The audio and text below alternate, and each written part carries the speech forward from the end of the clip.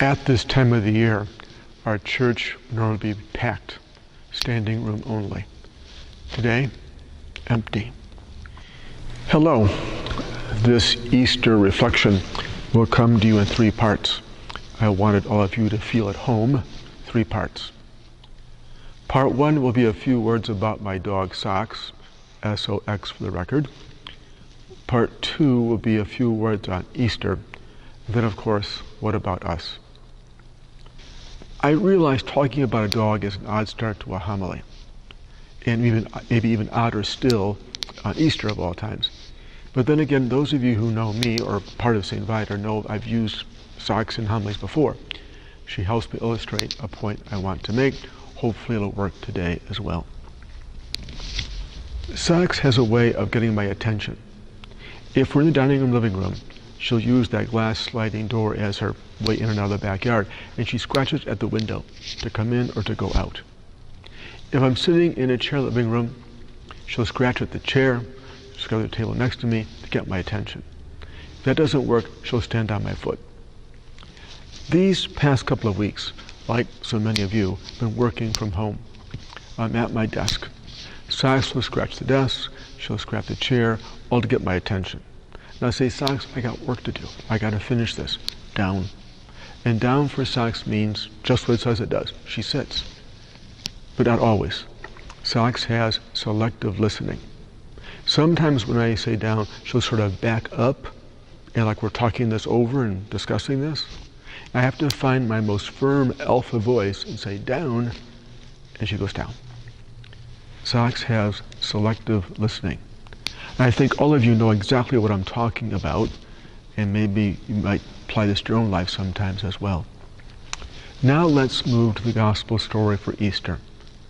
What do you hear in this story? I'm thinking it's obvious, of course. You hear the women reporting that the tomb is empty. You can hear the disciples as they run to the tomb. That powerful verse where the disciple looks at the tomb and he believes. For Catholics and Christians everywhere, the tomb is not empty, but rather filled with hope. Death cannot contain Jesus, and all of us can look forward to a time where we have from sin to grace, a time from this life to eternal life. That we get. Those alleluias are ringing in our ears. We know Easter, and Easter gives us hope. And at this particular time, we get all the hope we can get. But what about tomorrow, the next day, the next week, the next month? Could there be times there where we have selective listening? We like the alleluias, but the rest of the gospel story, maybe not so much, because it challenges us.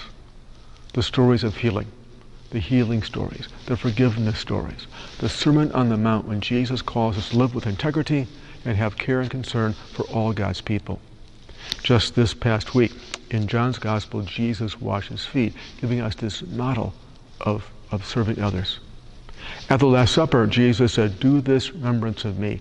Our identity as Catholics is gathering around this table of the Lord to celebrate the Eucharist, celebrate our faith, who we are.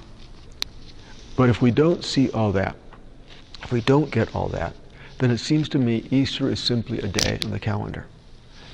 Easter, I believe, is calling us to action.